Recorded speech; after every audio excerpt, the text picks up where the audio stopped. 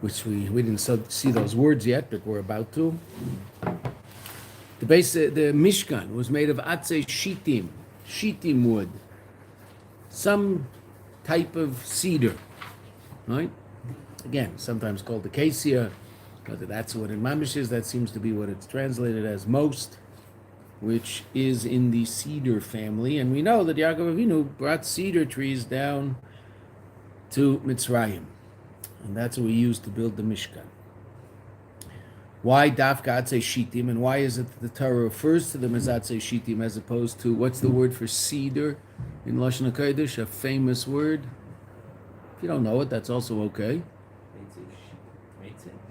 Erez. The word for cedar is erez. Well, that's the common word. If you were to talk to someone today about a cedar tree and you said Atzei Shittim, they wouldn't know what you're talking about. Right? But if you said erez, they would. Arzei HaLivanon, the cedars of Lebanon. Right? David HaMelech talks about the Arzei HaLivanon. But most of the trees up north that are indigenous are cedar trees. The Europeans came here and planted forests, and they started planting pine trees. But they weren't, they didn't live in forests in Europe. Pine trees are a difficult thing to plant. Why? What do pine trees do? They drop pine needles. What do pine needles do? Destroy everything they fall on. They completely destroy the ground below them. So that's why if you've ever been in a pine forest, you'll notice that the ground doesn't have any vegetation because the pine needles destroy all the vegetation. Well, that wasn't the idea. So they figured that out after a while and started planting other things. I assume they started planting cedar. They looked into it and said, well, that's what grows here. That's what is indigenous to the area. But when they first started the reforestation of Eretz Yisrael used to, if you read Tanakh, Eretz Yisrael was full of forests. And the Turks, when they left Eretz Yisrael, they burnt all the forests. They burnt everything down. So then it was left without forests, and when the Yidden came back, they reforested everything. That's one of the reasons that the line in between what's called the liberated territories of the West Bank and pre-67 Israel, one of the names for that line, one of the explanations for the name of that line, it's called the Green Line. I'm sure you've seen that in articles. Going back to the Green Line. The Green Line is the border of 1948 to 67. Why? One of the reasons it's called the Green Line, it was also green on a map. But why is it the Green Line? Because there's trees on one side and not on the other, because we planted trees and they obviously didn't because they don't do anything. Right? So we planted trees, so there's forests all the way along that border. And when you're driving along that old border, you can see you're driving along and you'll notice that there's a line of trees that just stops. Well, that was the old border.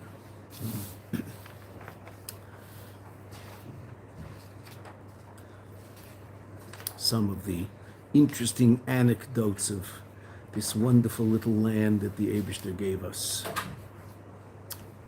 Okay, so it's made of atzei shittim. And what's shita? Shita means to lean one way or the other.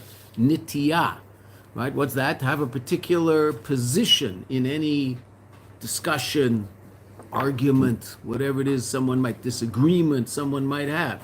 So having what do we call it? What's Rashi's shita on this pasuk? What's the Ramban's shita on this pasuk? That's called the shita. Right? So that the Rebbe told, the last thing we saw, the Rebbe said that means shita also means to turn away from intellect. And that's why it's also the root of the word shtus, folly, idiocy. Right? A shaita. Shaita is an idiot. Okay. Now, a shaita is also halachic. An idiot is not a nice word. There's some people who are idiots. A shaita is also someone who is not well and therefore has less halachic obligation than other people because of their lack of either intellectual awareness or emotional stability, etc., whatever it happens to be. So the three groups of people that are often grouped together, not to say that women are like the other two, But Cheresh, Shaita, and Katan, women are sometimes grouped with them because women are also pater from certain mitzvahs that those three groups of people are pater from. But children, who also don't necessarily have to be a Shaita, Shaita and a Cheresh, someone who is deaf, which also generally meant in the old days deaf and dumb, someone who could not communicate, and therefore they couldn't possibly have the same sense of reality as everybody else, or we wouldn't know whether they do. And so there's certain halachas that won't apply to them, certain financial things that won't apply to that person, but also a shaita. Cheresh, shaita, v'katan. Those three are grouped together regarding, in Mishnayos, regarding many halachas. Right? Meaning, were they to write something, it wouldn't have halachic validity. If they were to be witnesses, that wouldn't be wouldn't give any credence to the event, etc., etc. A cheresh is not like a modern day person who's deaf. A modern day person who's deaf can communicate as well as anybody else, basically. So they don't have the halachic issue of being a cheresh. But in the old days when they couldn't communicate, so then how would you know what they wanted? How would you know how they understand reality? Okay, so that's shita. Right. And the last thing we saw, I'm starting one line up from where we left off. 1, 2, 3, 4, 5, 6 lines down in Gimel. The idea v'asagu derech hamitzua. Rational behavior is the middle ground. V'hataya mizeh, and turning away from this, leaning away from this, nikra shtus. And the last words we saw were v'hina yesh shtus telu'uma zeh. There's shtus of the other side. In other words, negative shtus of klipa. And when I asked you the question, you all answered it very, very quickly. If there's shtus to klipa, then there obviously must be shtus of kedusha. Because if shtus were klipa, I wouldn't say there's shtus of klipa. Shtus is klipa. Those are two completely different words. If I say shtus of klipa, then there must be also some shtus that's not connected to leumas zeh, the other side. Right? Yes, there's something called shtus to kedusha, and that's the 5th chapter in the Maamer. Right? And if you think, what is it of Atzei Shitim that goes into the building of the Basi Mikdash, you would probably reasonably come to the conclusion that it's probably Shtus to Kedusha, not Shtus to Klipa, that builds the Basi Mikdash. Ukemesha Kosuf.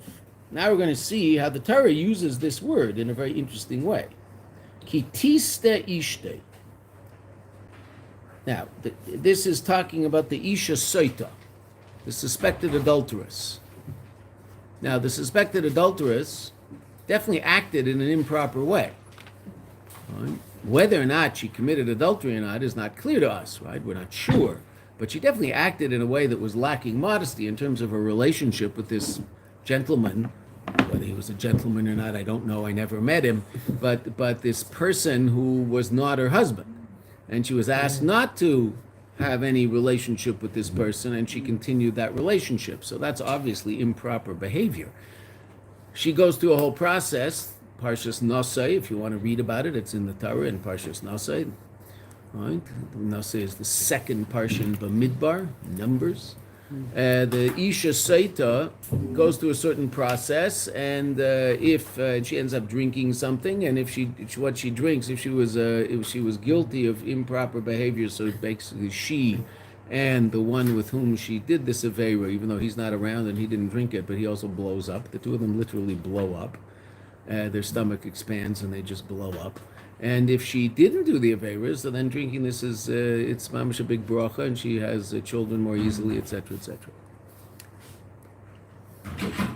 So, interesting enough, the word Soita is spelt with a samach. In the Torah, it's spelt with a sin.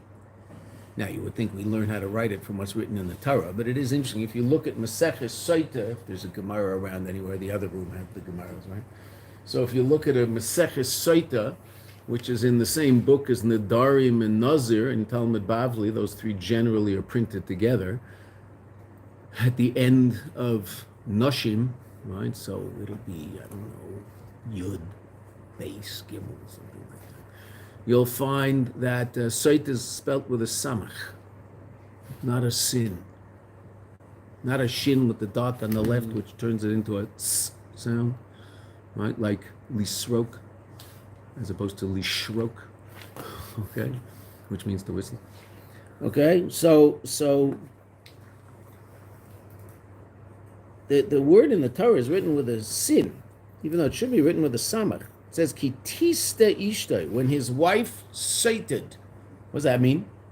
Uperish Rashi, tat midarki etznius. Rashi says she turned away from the way of modesty. Oh, anishus tista, a woman. So don't read it tista, but tishte, right? That she turned away from modest behavior, because we said shita means to lean away from something. So that's how Rashi explains it. Uksiv, another pasuk that we saw fairly recently, and see if anybody remembers this, right? Uksiv, there's no Chumash questions in the summer, which means that everybody's ignorant in the summer. In the winter, there's Chumash questions, and everybody loses their ignorance about Chumash, which is a great idea. Why there are not Chumash questions in the summer, I have no idea. If I ran the world, there would be, but I don't run the world, right? And have come to deal with that very, very successfully and in a healthy fashion. So I'm not upset about not running the world. It's all right. Vayeshev Yisrael b'shitim. Am Yisrael dwelt in Shitim, and very, very unfortunate events happened there. What happened in Shitim? Fairly recently. Okay, we didn't notice. We didn't. Are you guessing or you know? Guessing. Don't guess. Don't guess about God. Either you know it or you don't know it. That's the way it is. We don't make guesses about God, right? The whole story of Pinchas, Bilam, then Bilam sending the Moabite women to seduce the Jewish men into idol worship and other aveiros, right? So that all happened in Shittim. Not so good, right? And then the whole story of Pinchas, which I think it was last week's parsha. I don't know. I don't want to, press anything, push any buttons. I think it was last week's parsha. It's pretty recent history. Since Trump was elected. Amen.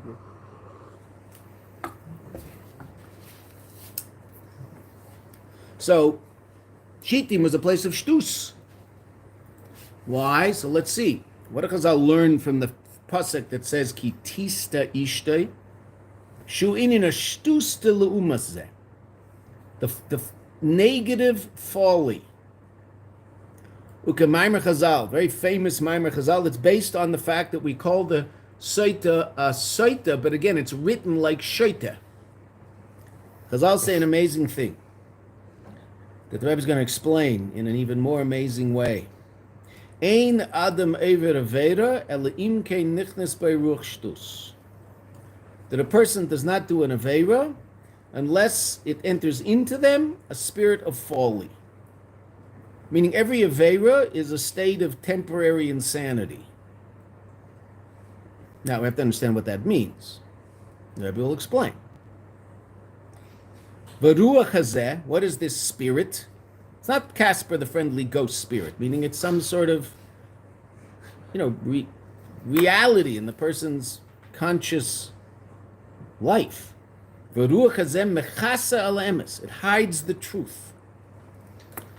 The ruach shtus, and the spirit of folly, who ruach haklipa, the sitra achra, it's the spirit of klipa, which is a synonym for evil.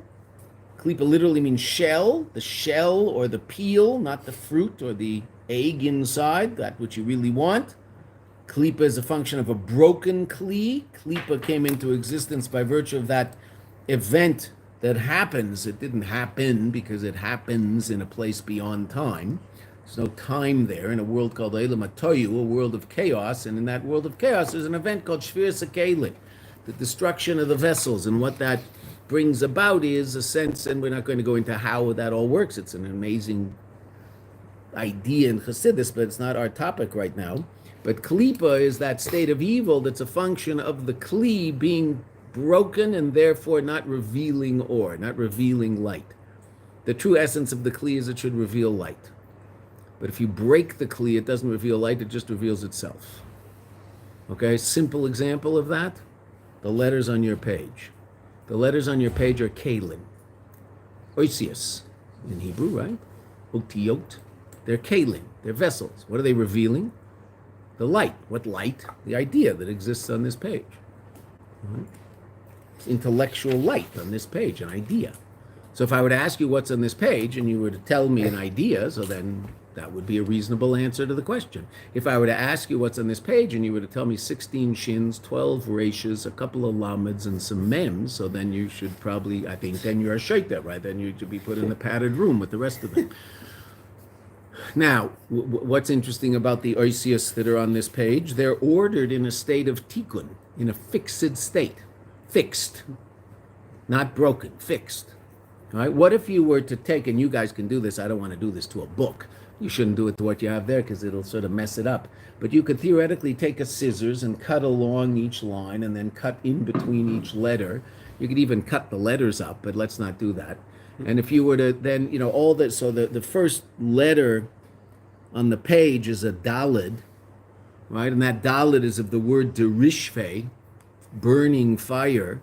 So that dalid is part of a word that means something, because that word's part of a sentence, which is part of a whole idea about the burning love of the Nefesh Elokis for HaKadosh Baruch Hu. But if you were to cut up all these pieces up, if you were to break all these vessels and make a pile of them in the middle of the table, so they're no longer in a state of tikkun, they're no longer in a state of fixedness, they're in a state of brokenness, and you were to pick up that dalid, what would the dalid say to you? I am a dalid. All he would tell you about is his own being, his own yeshus. What would he not tell you about? He's not a dalid. He's lying. What is he? He's part of a word, which is part of a sentence, which is part of an idea. And he's completely bottled to that. But he's not expressing his bittul to that in any way, shape, or form. All he wants you to know is, I am a dalid. That's shiur sakeilim. And that's why you and I experience reality the way we experience it. Tzimtzum isn't enough for that. Shiur sakeilim is also necessary for that. Or at least that's what happened. And nothing's necessary, but that's the way the Abishah decided to do it. Yeah? No, I heard it say okay. Shiur sakeilim, breaking of the vessels, right? Another example of the same thing, a piece of a jigsaw puzzle, right? An individual piece. What does it say? I'm green. No, you're not. You're grass on the way to the castle. When you put all the pieces in the way the pieces are supposed to be, then you see the big picture, not just the little broken pieces. So then you don't see each individual piece, interestingly enough. You could have a puzzle on a wall, walk into the room, and it's framed, and you think it's a painting. And then you go up and you notice, oh, that's actually a puzzle. There's little lines in between. But you wouldn't notice that from afar. Why? Because each piece is completely bottled to the whole. It's not expressing its own reality. It's expressing the big picture. Right? That's its purpose, is to express the big picture. But if you were to pick the piece out of the box, so it would just say, I'm green. Now, green probably means grass or leaves. Probably. Might be the green suit of the elf. I don't know. But it's probably grass or leaves. That's what it usually is. Okay. How do you know? How do you know where it fits? Well, you look at the picture on the box. That's what you do before you do a jigsaw puzzle. You look at the picture in the box. Oh, there's grass. This must be part of the grass. Okay, how do you know where all the little pieces of reality, the broken pieces of reality, where they all fit? What's the big picture? It's called the Torah. And if you put the pieces where the big picture says they're supposed to fit, so then they're no longer in a state of brokenness, and they become a state of tikkun, a state of fixedness, and that's what we're trying to do, is finish the puzzle, make it still, let's see the big picture, as opposed to little tiny sound bites of reality. And that's shiur sakeilim. That's called klipa. That's shtus. Why do shtus ruach klipa v'sitra achra? Sitra achra literally means the other side in Aramaic, meaning the other side of reality, not the side of holiness.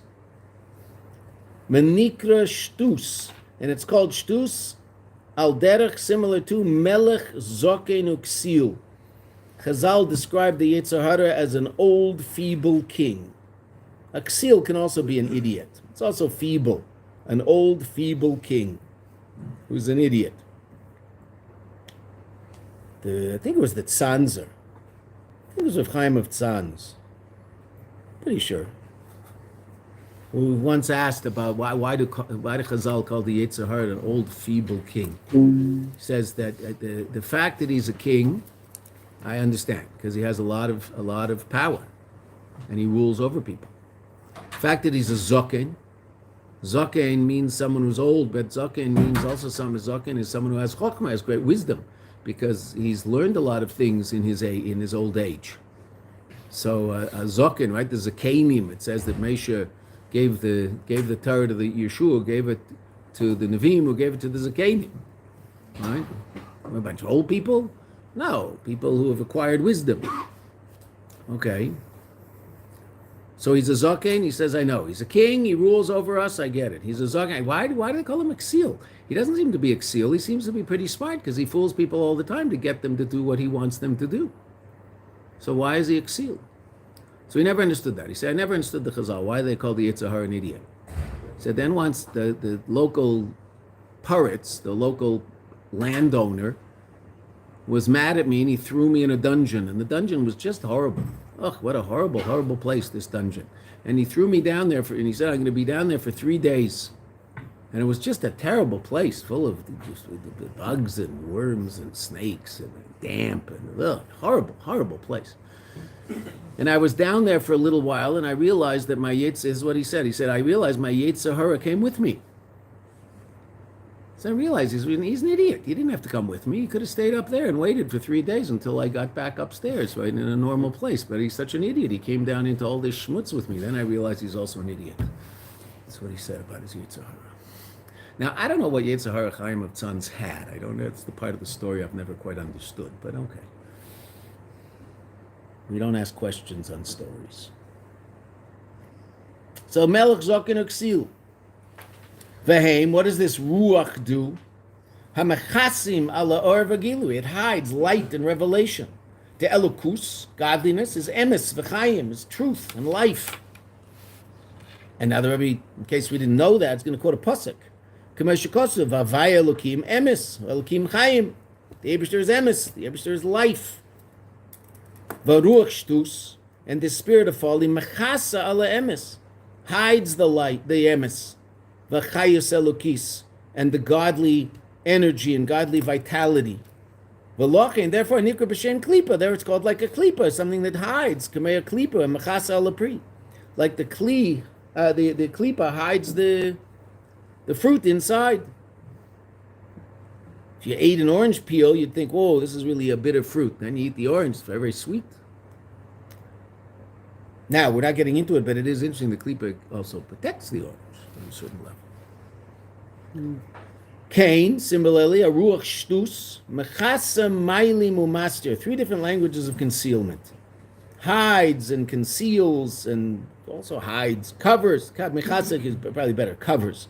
A kisui is a cover. It covers and conceals and hides. Ala or, the light, the gilu elokus, of the revelation of godliness. That's ruach klipa. Ruach shtus. The inability to see reality as it is. What is reality? Elokus. Reality is God. Do we see that? No. Why don't we see that? Because it's covered up. What covers it up? Ruach HaKlipa. And that's the Ruach HaShtus. We can't see what's truly there. Can't see the godly vitality vitalizing everything. Now the Rebbe says an amazing thing that we have to understand. V'zeu asiba, and this is the reason, masha efshar, that which is that it's possible, asher adam yochol liyos chos v'sholem, that a person is able chos v'sholem over aveira, to do a transgression, to do something against the will of the Eibishter. Now, if you ask someone, I understand why do you all my Yetzer Hara? Everybody knows. Everybody's got a PhD in Yetzer Hara, and we all know how to use the Yetzer Hara to our advantage by explaining, it's just my Yetzer Hara, and okay, we're good then. But how does that really work? Because the Rebbe is going to ask a really interesting question. So we have to understand. The lechura, ech efshar hadavar. How is it possible, the thing, asher yovei ha'adam, that a person will come lidei aveda, to do an Aveira? Well, I understand it's a hara. Why wouldn't I do an Aveira? Okay, so what does the Rebbe mean?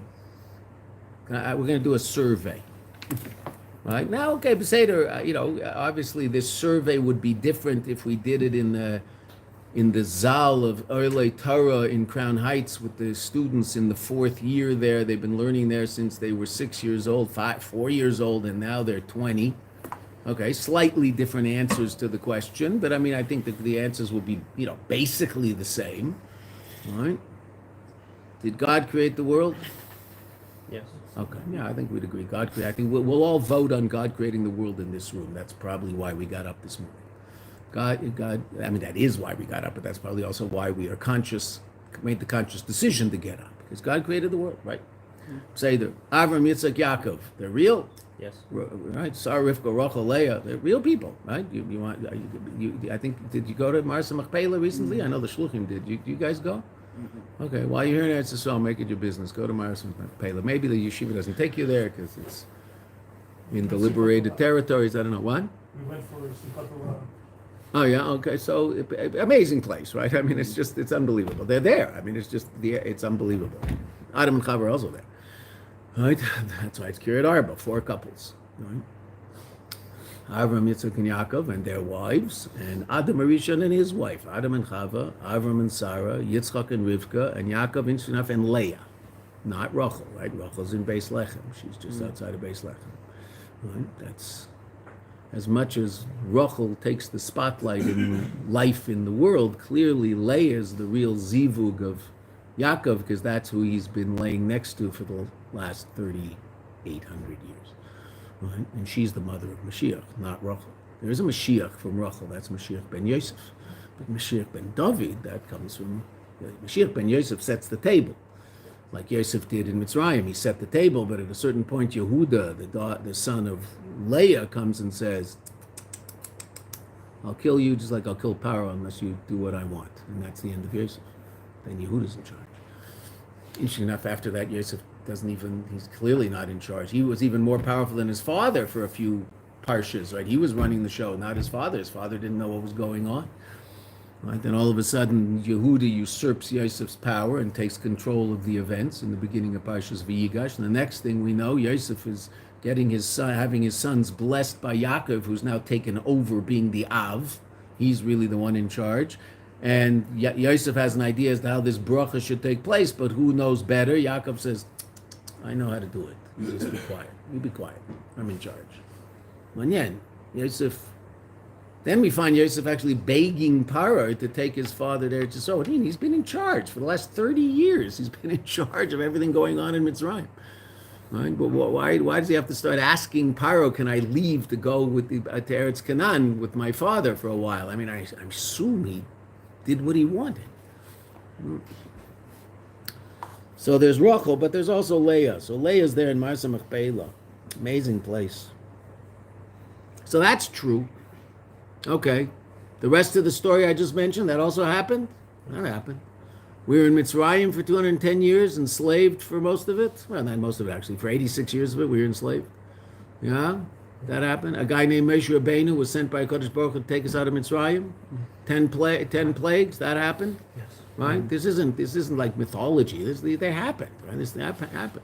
Right? And on the 15th of Nisan in the year 2448 of the world's creation, so that means it's 3,337 years ago in a few months, Moshe Rabbeinu took us out of Egypt on the 15th of Nisan at night. Right? Yeah, true. It's the year 2448. Abraham Avinu was born in the year 1948. Yitzchak was born in the year 2048, and 400 years later we got out of Egypt in the year 2448. Right, and then the splitting of the Red Sea on the 21st of Nisan in the 2448, that happened. Yes. And then we wandered around the desert. We got a Torah on the 6th or 7th. It's unclear. It's a machlekes whether it's the 6th or 7th of Sivan, same year, 2448. Yeah, we got that Torah, and that Torah is the written Torah, and that's the Torah that we have over there in the vault that we're going to take out today and read. Yeah, that's Torah. That's the Torah that we got. And there was also Torah Shabal Peh, or an oral Torah given to Moshe Rabbeinu that explains the written Torah.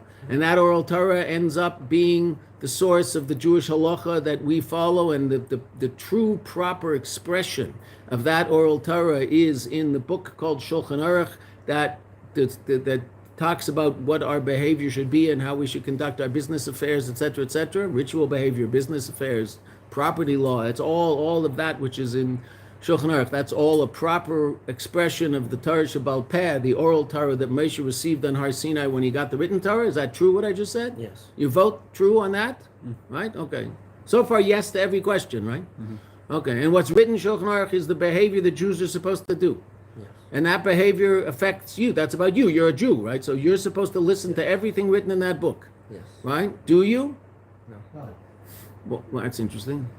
That answer contradicts every single thing you said up until now. Not necessarily. What? No, because the Shulchan Aruch contains the different opinions on Oh, Chabad. Seder, okay. Well, I understand, but that obviously wasn't the question. Do you do Averas? I didn't want to be so blunt. Yes. Do you do things against the will of God? Yes. How can that possibly be? You just told me, you gave an answer to every single question that had you in line with a certain understanding of the way reality works, and yet some of your behavior is completely contradictory to that understanding of reality. So you say, oh, I have a Yetzer Hara. Okay, I will just do another survey. This is shorter, right? Is there something called a sidewalk? Yes. Yes. There's something called a street? Yes. Okay, this is easy. This is an easy one. Are there cars on the street? Yes. Are cars bigger than you? Yeah. So if a car and you get into a fight, the car will win. If the car is moving, which is what they usually do on the street. They're moving cars. We'll have you next to a highway, right? Where actually they might not move, because if it's LA, they're just standing there. But I mean, we're talking about a highway where it's Iowa, where there's probably less traffic. So it's moving. The traffic is moving. Okay. And you're walking on the sidewalk. And you know that if God forbid you get into an accident with a car, the car is going to win and you're going to lose. Okay, do you walk into the street? No. Why not? You have a Yetzer Hara. I mean, I understand. Why doesn't your Yetzer Hara tell you walk into the street? Self-preservation. Well, okay, so I understand. What's self-preservation got to do with anything? I have a certain understanding of reality. Why don't I do things that contradict that understanding of reality? We just said that relative to godly spiritual reality, I'll do things that are contradictory. Whereas relative to physical reality, I won't do things that are contradictory. I mean, I'll do certain subtle things, right? You might say this isn't healthy and make a joke about it before you eat the chocolate pudding at breakfast, right? Okay, the Seder, but I mean, it's not going to kill you, right? You know that, right? So it's not such a big deal, right? The car is a pretty serious deal. So why is it that relative to Torah and mitzvahs, I might do something that's completely contrary to my worldview, but relative to physical reality, I'll be less inclined to do that? That's called Ruach Shtus. I mean, what do I lose sight of when I do that action against God's will? The answers to the questions that we asked and gave, right? I lose sight of that reality. I don't lose sight of the fact that cars are dangerous. I never lose sight of that. I mean, a person could drink so much liquor, do so many drugs that they would lose sight of that. Okay, that could happen. But you'd call that a pretty stupid thing to do. Okay, now, so why is it that won't happen in a normal state of consciousness, whereas doing an Aveira will? Because just about everybody does them now and then. So that's the Ruach Shtus. That's the question. The Rebbe, how can it possibly be that a Yid does an Aveira? That's a completely contradictory act. And as a matter of fact, it is very, very interesting. The so-called non-religious Jew, that creature, some of you might know some, tend to be pretty unforgiving of religious Jews who do things against the law, in Torah law. They're very unforgiving. They think it's unbelievably hypocritical, and they don't, like if a frum Jewish businessman steals in business, they're tremendously upset. How could that be? He's frum, you see, he's such a hypocrite. Well, yeah, no. They hold frum people to a higher standard than the frum people hold themselves. Why? Well, they don't have his Yetzer Hara, obviously. Well, they do. They just think that not believing is just normal, as opposed to also just Ruach Shtus and Yetzer Hara. Okay, manyan. They're very, very upset when religious Jews do things that are hypocritical. Whereas you and I, that doesn't mean we're happy that the guy stole in business, but we will understand it within the context of him having a Yetzer Hara, and it's possible for that Yetzer Hara to cause him to lose sight of what's really true temporarily. If anybody ever starts that argument with you about the hypocritical nature of religious Jews, what you might say in response, and it does make them think about things, it's usually you have to say it calmly and lovingly. You're not trying to win an argument, you're trying to help another Jew. Just ask, well, it is interesting. You seem to have this a priori assumption that religious Jews have a higher standard of behavior. If that's the case, why don't you want to be a religious Jew if they have such a high standard of behavior? And they don't have an answer to that question. They are very bothered by that question. Because that's what they're saying. He's supposed to have a higher standard of behavior than me, or my neighbor, who I know cheats at business. Well, that's an interesting, meaning you think he's better than you, or he's supposed to be, and he's not, and that bothers you. Well, then why don't you want to be better? The way you understand it, not the way I understand it. I didn't say I'm better, but you said it, which is interesting. Have you tested that? Many times, Does it work out for you? they tend to be rather silent, because they never thought about it that way. No, seriously. And you're not trying to win an argument. You're trying to help a Jew. What might happen? They might think about it and go, I have to deal with that. Right? Depends who they are. Some people can hear that and they'll think of the right answer to tell you later, because usually when we have a conversation like that, we only think about the right thing to say 5 minutes later, and then we say it over to ourselves in our head in this imaginary conversation we have with that person for the next 3 weeks. Okay, right, okay. So that might, I don't know, that's probably what happens later, but they don't have something, right there.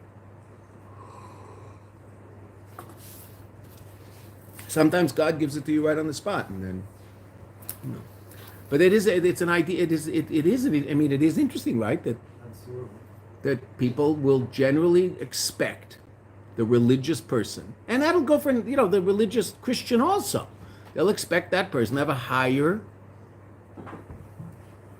system of value. Well, if that's the case, then why aren't you that? Why, if you think that's better, why wouldn't you want to be that way?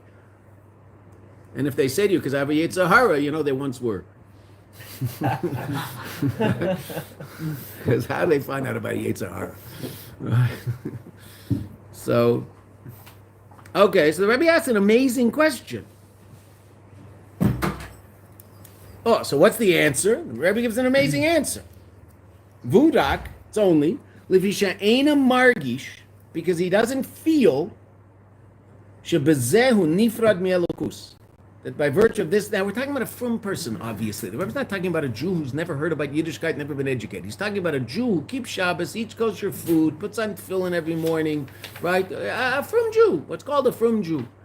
That Jew, how can it possibly be that Jew does an Aveira? Right? How can that be? Because at that moment, what is he not aware of? Yes, was that interesting? As interesting as the Frierdiker Rebbe? Frierdiker Rebbe is more interesting. Because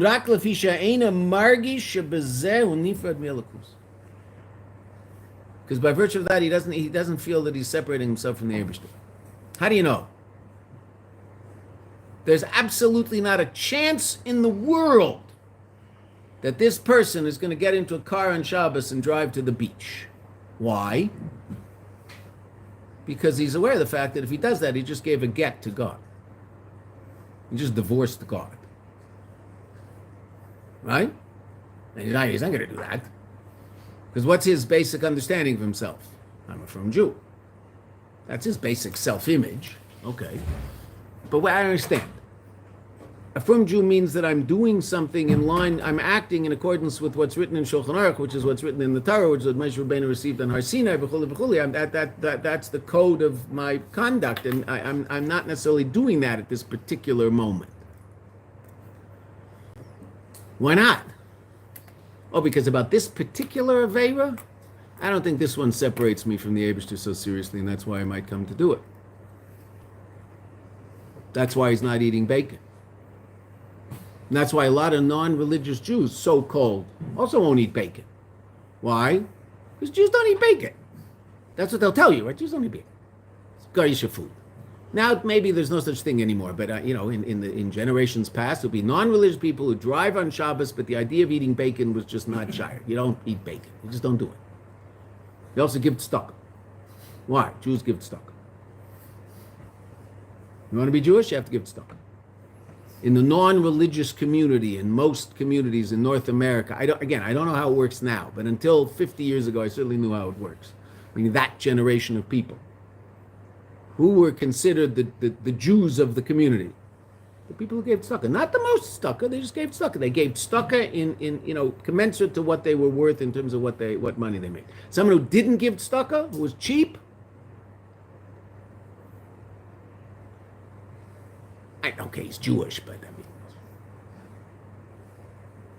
that was the red line. Do you give tzedakah or don't you?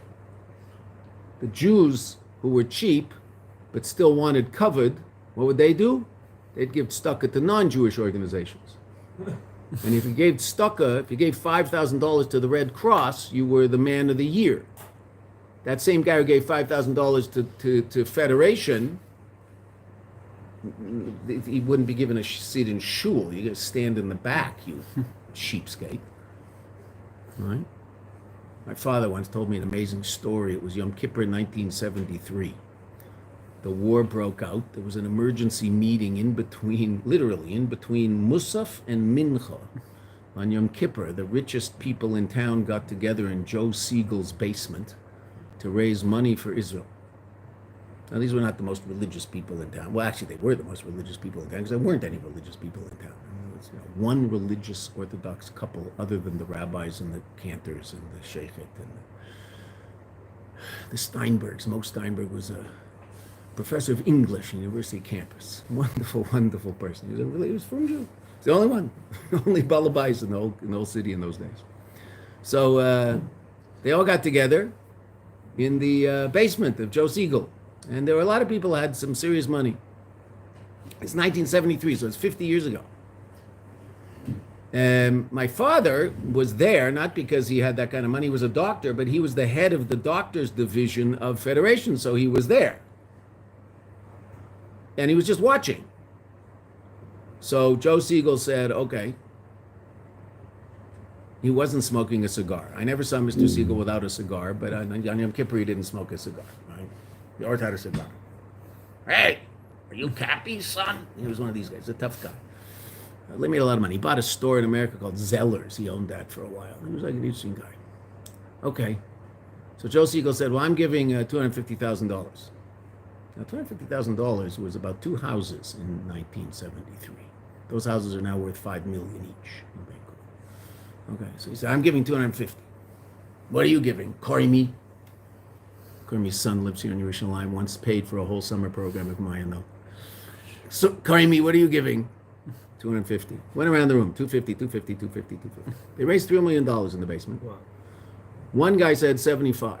I will not repeat what Joe Siegel said, because without the cigar, he could curse just as well as he cursed with the cigar. Right? That's, he said. Expletive deleted in Watergate terms. Okay, right. So he said, I'm having a rough time. He said, sell your expletive deleted boat. Guy had a boat. He said, sell your boat. He sold his boat and gave the money to Federation. He sold his boat, that guy. Joe yelled at him. And he said, you know what, you're right. More important, I give the money to Tzedakah than have a boat. I'll get a boat. When things get better, I'll get another boat. He sold his boat and gave the money to Tzedakah. That's a Jew. And that was their red line. If you didn't live that way, you were Ois Yiddishkeit. Shabbos, Kashrus, Lav Dafka. For almost anybody in there, almost everybody in that room, that wasn't an issue. But Tzedakah, that was an issue. And every Jew has his red line. Every affiliated Jew has his red line. But what's the real red line? The real red line is what's written in Shulchan Aruch. If you go past that red line, you're Ois Yiddishkeit. That's what Rebbe's about to say, which is really astounding. But I don't feel that. There might be certain aveiros that I think are okay. Why? Well, everybody does it. I mean, what could be so bad? And that's why, interesting enough, if you look around the Jewish community, every community amongst the religious Jewish community at large, every small or little community, the Lubavitcher community and the Belzer community and the Bobov community and the modern Orthodox community and the Satmar community and the Sephardi community and the Litvischer community, and everybody has their pet averas. Meaning, you're sort of allowed to do this. It's not such a big deal. Why? Ruchstus. Right? I'm going to pick a small one, but it's still against the law in Shulchan Aruch, right? But I think you'll probably notice you might notice that there might be people in that room between 9 o'clock and 10 o'clock who don't follow this law in Shulchan Aruch. You're not allowed to talk during the repetition of Shemona Esrei or the saying of Kaddish.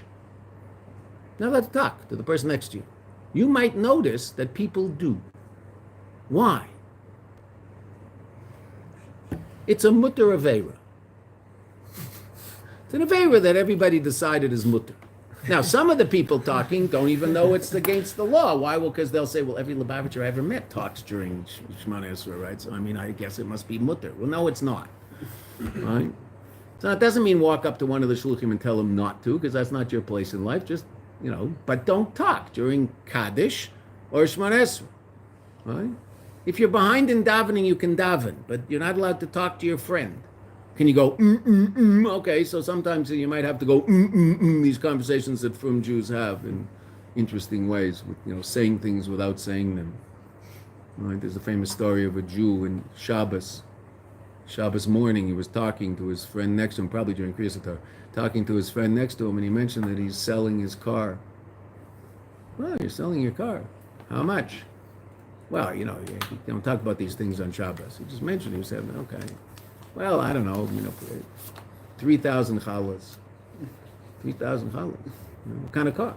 So they talk about it. Okay. But they don't really talk about it, because, you're not allowed to talk about it on Shabbos, but they're sort of like talking around it. Fine. So they go home, and they come back, and they meet at Mincha. The guy says, I thought about it, 3,000 challahs for your car. Can we talk after Shabbos? The guy says, no, it's sold. Challahs. You understand? Challahs. And then what are they saying to other? Nit Shabbos Gretchen. Nit Shabbos Gretchen. You don't talk about it on Shabbos. Nit Shabbos Gretchen, I'm selling my car. You don't talk about it on Shabbos, but I'm selling my car. Oh yeah, how much?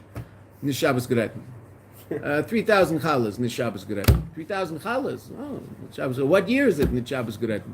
You don't talk about these things on Shabbos. By the time they came back from Mincha, Nit Shabbos Gretchen, the car was sold. Okay. Nit Shabbos Gretchen. You don't say these things on Shabbos. Okay. Right? Are these the worst things that people do? As a friend of mine once said, after he did something that sort of, a ger chassid, sort of shocked me that he did, was, drank some water at a time when you're not allowed to, because it was already after Shkia on Shabbos afternoon. And it was, until he makes Havdalah, he can't eat or drink, because the sun set, and he wasn't in the middle of a meal. He wasn't in the middle of Shalosh Yudas or something. So I was sort of surprised that he did that. And I looked at him and said, well, he said, you're right. And I'm not condoning this behavior. I'm just saying what he said was an interesting line. He said, you're right. Shouldn't have had the cup of water, but I was very thirsty. But one thing I can tell you is when it's all over and done and they start listing everything I do, when I get to this one, I'll know they're near the end. This isn't the worst thing I ever did. Okay, why can a Jew say that? Because he's not margish at that moment that this event is separating him from the Eibishter. Why not? He's not sensitive enough. Tzaddikim are so sensitive that they wouldn't dare do anything like that, even a Beinoni. Right? It appears to him, he's still in his Yiddishkeit. Meaning, can he still define himself as a frum Jew by virtue, even though he's doing what he's doing? Well, I don't understand. The action he's doing is contrary to what a so-called religious Jew is supposed to do. So at that particular moment, can he call himself a frum Jew? Well, he will, but that's not really a very apt description of him at this particular moment, because he's doing something contradictory to that description. The Emir Deus Emes, if he knows the truth, Kameshu. Now the Rebbe's going to say a heavy thing, and you're going to say, whoa, I thought every Jew was always connected to the Eibishter. Okay, but who taught us that? The same person who's going to say this line. So he'll explain it. But first, let's see what he says. Kameshu, if he knew the truth as it is, shall yedei by virtue of this wrongdoing, va'aven, and this transgression, nas and nifrad mi'elokus, he becomes separate from the Eibishter. Hare loy haya oises davar aveda rachman al he wouldn't do this avera, rachman al heaven forfend, b'shum oifen. That Rashi Tevis, b'shum oifen, in any way. There's no way he would do this if he appreciated the fact that doing this separates him from the Eibishter. Separates him from what? God. Okay. The one above. Yeah? Whoa. And how do I know that? Because he doesn't get into a car on Shabbos. Because what does he know? That separates me from God. I don't want to be separated from God. And he doesn't eat certain foods. Why not? Because you can't eat that food. It'll separate me from God. And there's certain things he doesn't say. Why not? You can't say those things. Separates from Kadosh Baruch Hu. Might he think that saying something negative about another Jew is not the end of the world because after all, doesn't everybody say it? He might think that. Is he separate from the Eibishter when he says something negative about another Jew? It's called Lashon Hara. Does he say, yeah, he separates himself from the Eibishter when he says that? Might he do it anyway? He might do it anyway. Why? Well, everybody does, right? I mean, it's just one of those mutter aveiros, right? You're like, how many are you allowed a month? I don't know. What? Why? Because according to the survey we had, it's completely unreasonable. That's exactly what the Rebbe is explaining. It's ruach shtus. It's temporary insanity. That the person is losing sight of the truth at that moment, and so acting in line with the non-truth as opposed to the objective truth, that if you were to ask him objectively, should he always live in accordance with it, he'd say yes. But of course, he also knows he has a Yetzer Hara. But what does the Yetzer Hara do? The Yetzer Hara knows it's not going to get you to get into a car on Shabbos. He's not an idiot. He knows that. He's given up on that one. What will he get you to do? Well, things that he figures he can get you to do. Everybody's different, right? And that's where he'll try to get you. Because in that place, you might be vulnerable, because you might not be so sensitive to the elokus in that particular place. And so he knows that I might be able to get him over there. And it happens to everybody. It's so amazing. What's always, it strikes me so amazing when the Rebbeim talk about these things. They're explaining to you and I why we do this thing called an Aveira now and then. They don't. They never do this, but they understand why we do. They're explaining to us about something that never ever happens to them. Mele, if it happens to you, you can explain, oh, this is how it works. Never happens to them. They don't experience this, ever. Now, that gives them a certain perspective on us, but because look what the Rebbe is going to say next. And this is a line that's hard for us to understand, especially in the generation we live in, even though every generation had difficulty understanding this, but our generation seems to be even more difficult to understand. So what does the Rebbe say? And the Rebbe says this is the previous Rebbe. Our Rebbe says it. All of the Rebbeim say this. So there's nothing to say. This is not some unbelievable chiddush. This is just absolute, unadulterated truth. But it might be hard to understand relative to what we see with our eyes. We have to figure it out. Lefisha beteva kol Yisrael, the nature of every single Jew. She'ena reitze b'shum oifen. He doesn't want in any way, ve'ena yochel, and he's not able klal at all, liyos nifrad mi'elokus, to be separate from God. The natural state of a Jew is they want to be connected to a Kadosh Baruch Hu. Now you might look around and say, well, you want me to name a few? Doesn't seem to be their teva. Well, we're wrong. The Rebbeim are right. So how do we understand that? So one of the explanations that was explained to me, and I've repeated it because it does make sense. I mean, it makes perfect sense. I think it's actually pshat. When we define a Jew, how do we define a Jew? Well, when you define a heart, how do you define a heart? What does a heart do? Well, you define a heart, right? Okay, what heart are you describing? A healthy one or a diseased one? A healthy one. When you define it, you define a heart in terms of its healthy state. Is there such a thing called a diseased heart that doesn't do what you just described? Yes. But that's because it's diseased, it's not healthy. Right? A healthy Jew, what's the nature of a healthy Jew? Doesn't want and can't separate himself from the Eibishter in any way. That's a healthy Jew. Is it possible for the Jew to be in a lack of health? Yes. And where does that lack of health come from? Well, it comes from a lack of education, a lack of sensitivity. But say, why might he not be sensitive to who he really is? He's never heard about it. No one ever told him. I remember one it wasn't a time for to have a discussion about it because it was a rather raw time, but it happened to be very, very, very close to someone's mother, right? And she was passing away. And I mentioned to him, I had just seen her. It was the last time I ever saw her. She passed away a day or two later. And I was talking to two of her children and mentioned that the Rebbe had said to a friend of mine, the Rebbe had written a letter to a friend of mine after his father passed away at a very young age, and my friend was 18 when his father passed away. So the Rebbe wrote the family a letter and said, passing is only difficult for those left behind, but for the one who passes away, for the neshama of the one who passes away, it's a very beautiful experience. In order to console them over losing their father. Very powerful thing. Also very comforting. So I said this to them. So one of them said, well, that's if you believe in a soul. It's Jewish, of course. That's if you believe in a soul. But I mean, no one's ever been there and back to tell us. So now he's wrong. What do you mean no one's ever been there and back to tell us? The Rebbe used to go to the Frierdiker Rebbe all the time and have a conversation with the neshama of the Frierdiker Rebbe and get answers. So I mean, I was like talking about this 2 days before his mother died. Obviously not. This was not the time. He was not a kli for that at that moment, right? Okay. But that's, a Jew could actually say something as off the wall as that Lav Dafka, there's something called the Jewish soul? Yeah. Why? It's educated wrong. No, it's not his fault. Very educated person, an attorney, not a lawyer. In America, there's no lawyers, only attorneys. There are attorneys in America. Everywhere else calls them lawyers, but they're attorneys. He was an attorney. Right? In his office, there was one tie. Whoever was going to court that day used to take the tie off the tie rack and put it on and go to court. And then they'd come back and they'd put it back on the tie rack, on the coat rack. That's what I remember about his office. Okay. Never heard of a Jewish soul. Can you imagine that? So he's obviously not in a state of health. So that Jew wouldn't have any appreciation of being connected or not connected because he's never heard of that. Okay, and that's not his fault.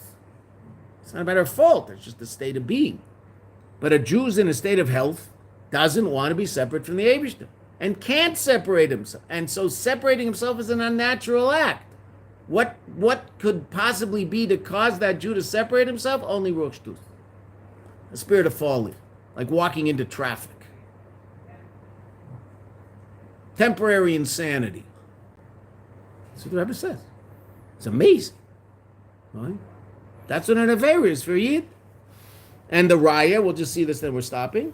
For Raya, the Kasher Bali de Nisayan, when this Jew comes to a trial, third line, and they force him, chas v'sholom, someone's forcing him, al inyan shel kfira, regarding some act of non-belief, of denying God. Da'az, at that moment, efshar, it's impossible, litois, to err, err, make an error, a mistake. V'lachshav, and to think, she'ena nased nifred me'elokus, that he's not going to become separate from God if he does this. Bow down to this getchka, to this idol. He knows that he's going to separate himself from the Eibush if he does that. And what's Jewish history all about? Jews dying rather than doing that. That's our history, unfortunately.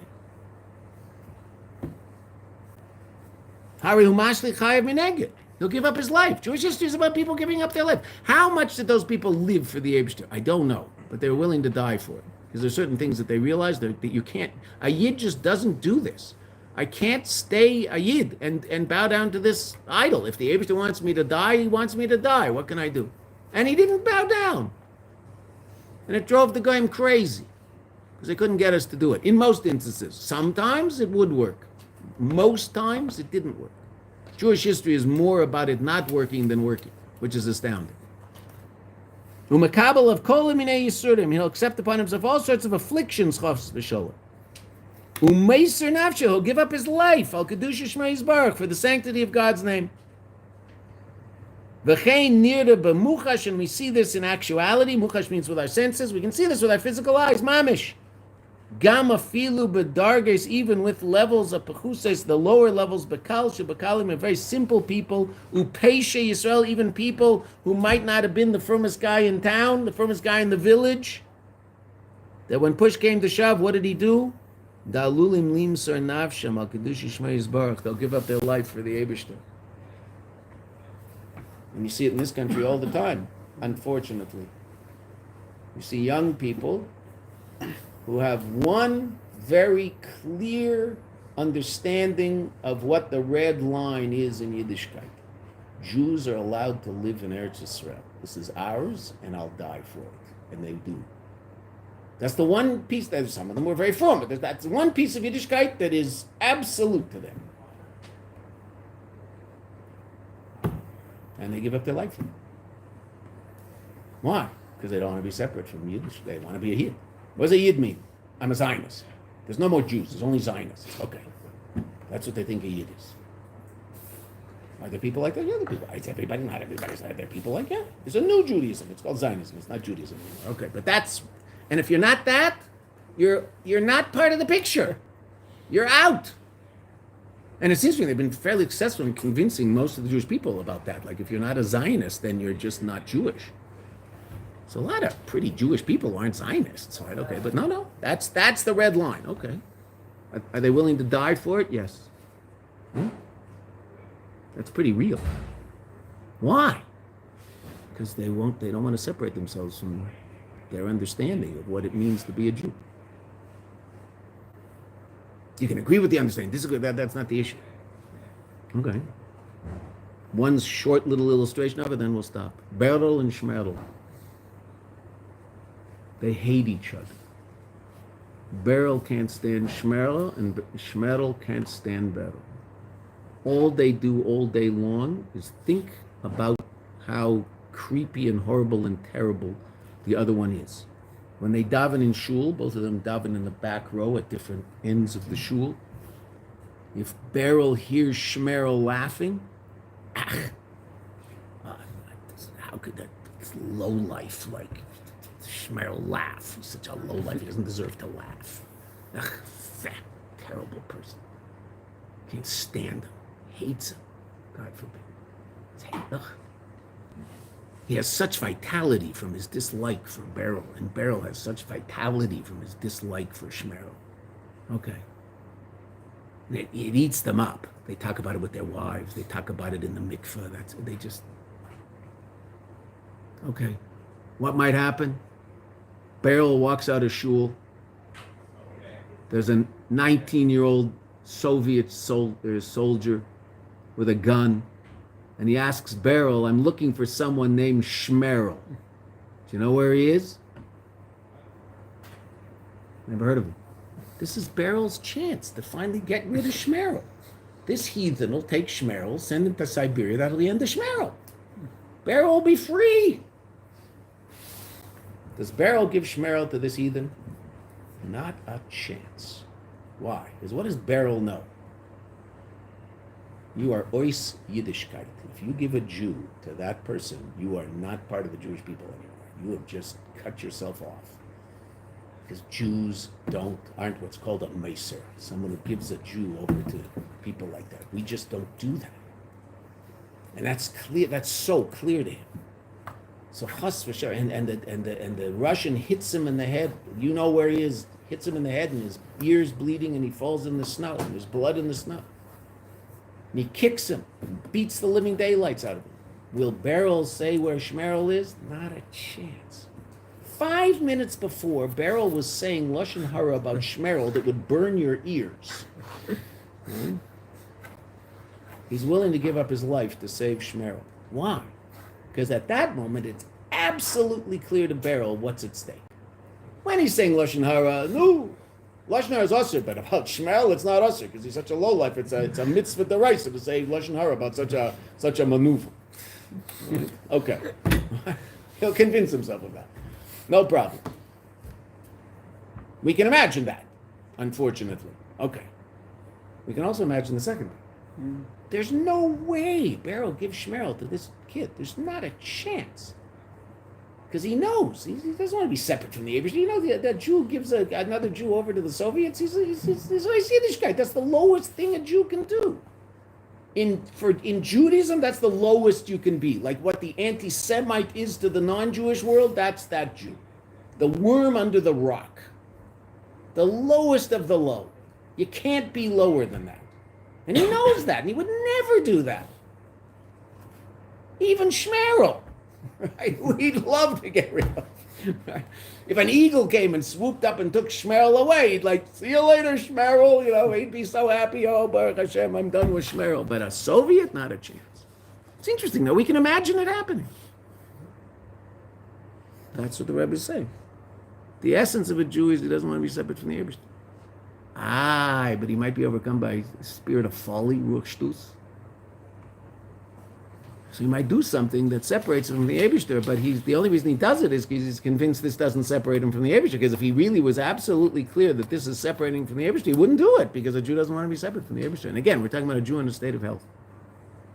Could there be a Jew who doesn't ever think it? Yeah, because the Jew's not healthy. Why? Well, he's never heard about it. So that's like, in Gashmias, that's like the person who grew up eating potato chips and drinking Coca-Cola in front of the television since he was 5 years old, and now he's 45 and he's never moved from that couch. Are you going to define humanness? His heart is a mess, and he's never done a moment of exercise in his life. He never heard about anything other than that. So he's not going to be a very obvious expression of, can we put away phones, please? A very obvious, it's a bad place to sit if you're going to do this. I'm sorry, I don't say that about it because I can't see it, but if you're going to sit there, I see it, and then I'm going to say something, right? He's not going to be a very reasonable expression of a normal, healthy human. Emotionally, I'm sure he's a wreck, because all he's done in his whole life, he never moved from that couch. He never went to school, just watched television all day long. He thinks The Simpsons is real. Right? That's his life. Are they still around? Is there still such a thing? Mm-hmm. Oh, okay, good. So Baruch Hashem, some things are eternal. Right? There's eternal truth and there's eternal sheker. Sheker's never eternal. He always dies at some point. So that's what the Rebbe says. So that's really an amazing thing. We'll see where he's going with this. Okay. L'chaim. Have an amazing Shabbos. Thank you.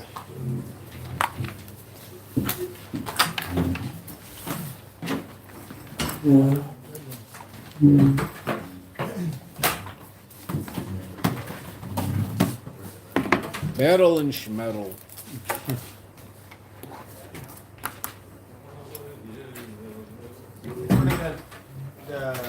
How the Rebbe frames it this way, because this is the world that I grew up in. It's like the red line. Even last summer, my grandfather, who's a Reform rabbi, he was really torn up about he was going to officiate my cousin's wedding, of which my cousin's mom is a Reform convert, whatever, fine. But he was upset that my cousin was marrying a sheikh.